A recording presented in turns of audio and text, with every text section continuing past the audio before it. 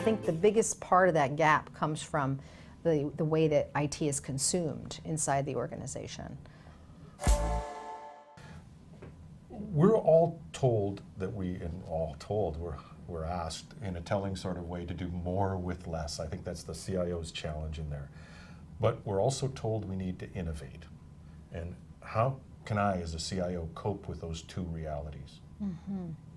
But our data shows that actually there is still a lot of opportunity in most organizations to reduce costs just at that unit cost level.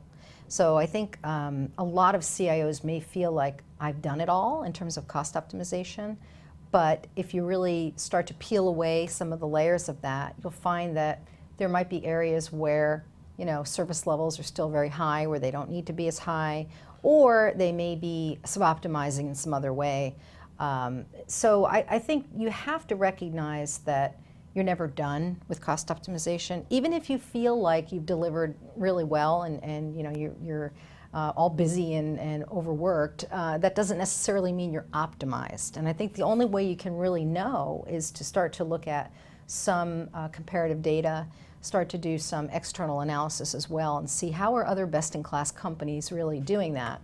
And then the notion of doing more with less is great, but we talk a lot about doing less with less, frankly, because what I mean by that is I don't know that we need more information technology in most companies. I think we need the right information technology, but this notion that somehow we need to deliver a lot more IT for the same amount of money or less, maybe not. Maybe we just need to stop over-delivering in the areas where it's not buying us any competitive differentiation, and align our investment level better to our priorities as a business.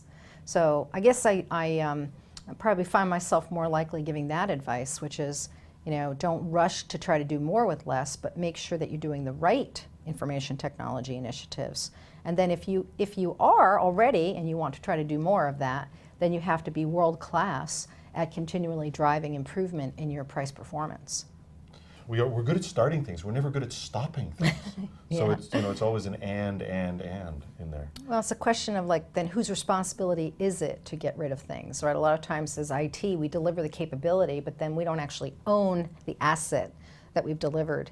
And in the absence of that ownership, it becomes, a situation where nobody gets rid of it. Yeah. There seems to be a lot of room for improvement still. But I think the biggest part of that gap comes from the way that IT is consumed inside the organization. So let's just pursue that for a second. It's how IT is consumed. What can I do better? What should I be doing to influence that? This is a major gap. I mean, in terms of this is a major benefit if I could get there. Yeah.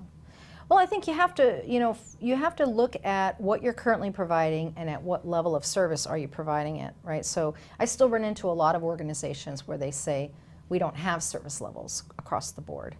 Right, so we're assuming then that everything must be delivered at a very high rate of service and a high level of availability. Okay, well, if you can afford it, that's great, but maybe not. Maybe you can't afford it. Another area where you might want to look at the whole area of risk. A lot of organizations take the approach that there is no acceptable risk, and there can be virtually no risk in anything to do with IT.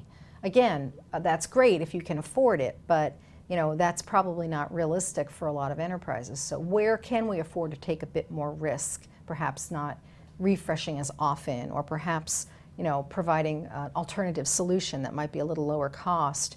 Do we have service levels across the board? Do we have up-to-date org models and skills so that we're actually getting the most value out of our people?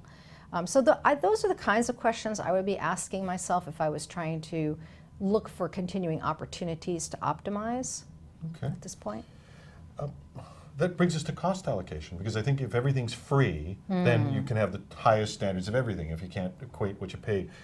I'm a big believer in cost allocation, but is it really a good idea? Well, I always say this to our customers, if you can figure out another way to manage demand other than price, you should do it, and maybe you'll win the Nobel Prize in economics, because I don't know of another way to really manage demand other than through price. There are organizations that don't do chargeback or allocation who can manage their demand. They have very, very, very tight governance and really clear rules of engagement.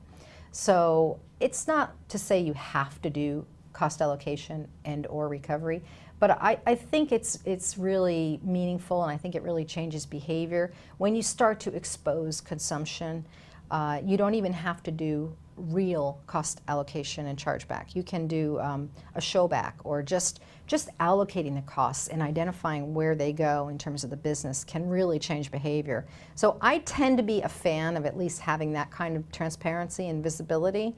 Making that total leap to full chargeback, I think that requires a lot more thinking and analysis before you decide yes or no. But yeah, I'm with you. I think it's important to be able to see where the costs or the expense for IT is going, and whether that lines up to the priorities of the business. Isn't that the brilliant thing of cloud, though? It's a consumption model. I think people have come back to me and said, well, it looks so cheap up front, but when I actually see how much I consume, now the real charges come in. Yeah, I've had CIOs tell me that one of their motivators for going to cloud is just for that reason. They say our internal users will respect the cloud provider's chargeback. They don't respect my chargeback when I do it internally, but they will absolutely change their behavior when the bill is coming from a third party. That's probably rather extreme, but yeah, I think using external service providers as a mechanism for allocating costs is definitely part of the decision that some CIOs will find that's an added advantage, if you will, of maybe that model, is it does tend to result in a pay-as-you-go, pay for what you use kind of allocation. But doesn't cloud just lead us back to the old shadow IT? And I know Gartner was big on that years ago, and probably still is that the whole idea of you hide the costs by burying them in the business budget. You can no longer see the cost of IT.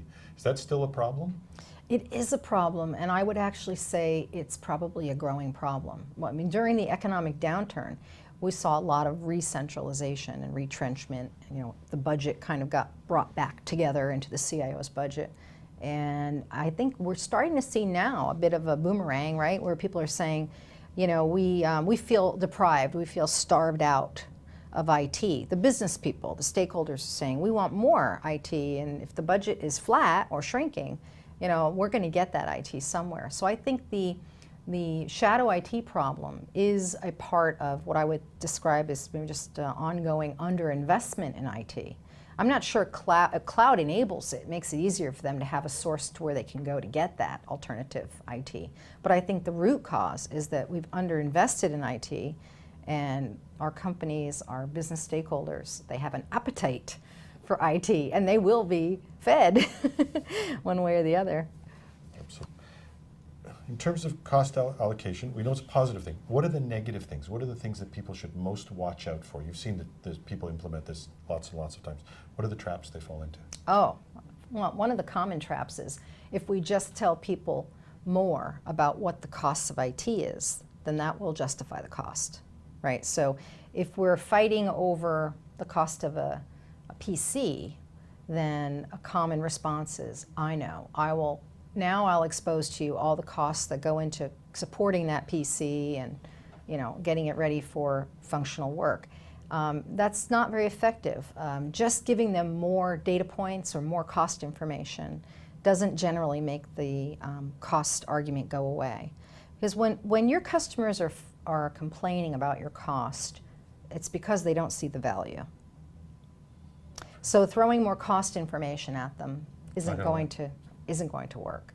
You really need to figure out what is it that they value, what is it that you're offering them, and how do you package that and price it in a way that they see a good cost benefit to what you're offering.